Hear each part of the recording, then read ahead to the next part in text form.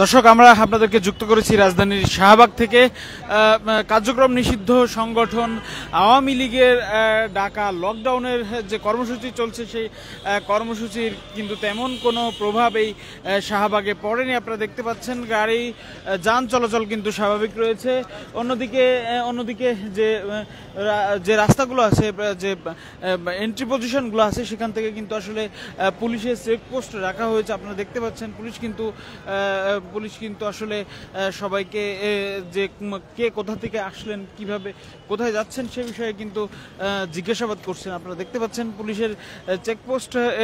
অন্যদিকে শাহবাগে কিন্তু বিজিবি সদস্যরা আসলে অবস্থান নিয়েছেন। আপনাদের যদি দেখাতে চাই,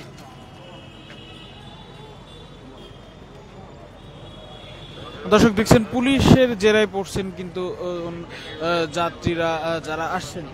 অন্যদিকে আপনাদের দেখানোর চেষ্টা করছি, এখানে কিন্তু বিপুল সংখ্যক বিজিবি সদস্য মোতায়েন করা হয়েছে এবং তারা কিন্তু বেশ সতর্ক দৃষ্টি রাখছেন। আপনারা দেখতে পাচ্ছেন।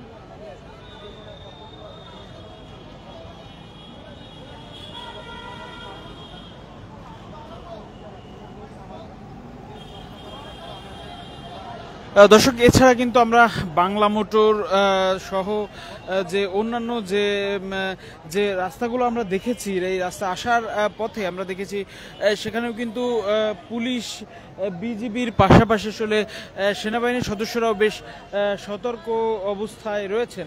আপনারা দেখতে পাচ্ছেন এখানে কিন্তু বিজিবি সদস্যরা বেশ সতর্ক অবস্থায় রয়েছেন। পাশাপাশি পুলিশের যে তল্লাশি টিম রয়েছে সেটিও কিন্তু রয়েছে। আপনারা দেখতে পাচ্ছেন পুলিশ সদস্যরাও কিন্তু তৎপর রয়েছে। তারা কিন্তু এখানে সতর্ক অবস্থায় রয়েছে শাহবাগে। দর্শক, আপনারা দেখতে পাচ্ছেন যান চলাচল কিন্তু বেলা বাড়ার সঙ্গে সঙ্গে যান চলাচলও বাড়ছে। এর আগে কিন্তু এই নিষিদ্ধ ঘোষিত ছাত্রলীগ সহ অন্যান্য যে সংগঠন রয়েছে, কার্যক্রম নিষিদ্ধ আওয়ামী লীগের সংগঠন, সেই সংগঠনগুলো কিন্তু সারা দেশে আসলে আতঙ্ক ছড়ানোর জন্য বিভিন্ন স্থানে ককটেল বিস্ফোরণ সহ গাড়িতে আগুন দেওয়ার মতো ঘটার সময় আসলে বিভিন্ন জায়গা থেকে তাদেরকে পুলিশ হাতে নাতে আটক করার খবর পাওয়া গেছে। তবে আজ সকাল থেকে এই রাজধানীতে কিন্তু তেমন কাউকে দেখতে পাওয়া যাচ্ছে না এবং এই শাহবাগ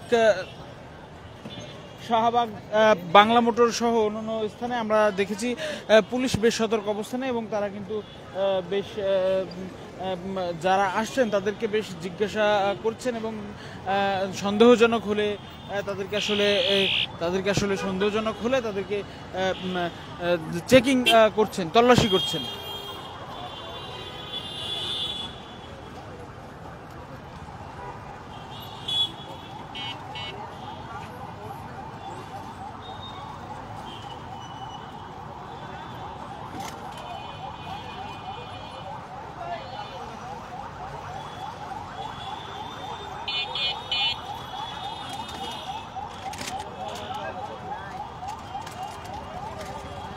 দর্শক, আপনারা দেখছেন এখানে কিন্তু তল্লাশি করা হচ্ছে যাদেরকে।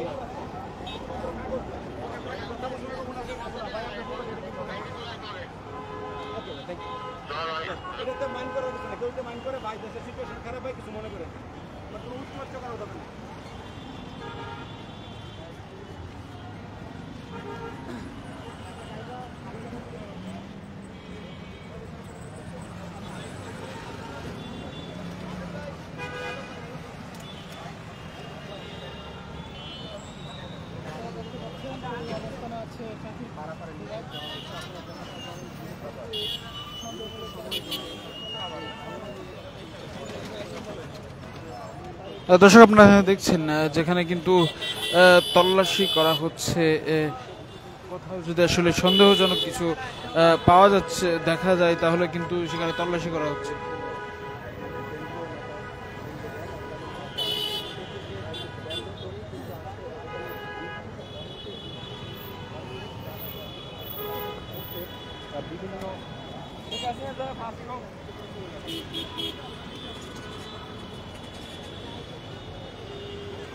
দর্শক আমরা কথা বলার চেষ্টা করবো। আপনি কই কই ঘুরলেন আজকে সকালে? বহু জায়গা ঘুরলাম মামা। গাড়ি ঘোড়া চলতেছে ভালো? হ্যাঁ হ্যাঁ ভালো চলে, গাড়ি বন্ধ না? না না।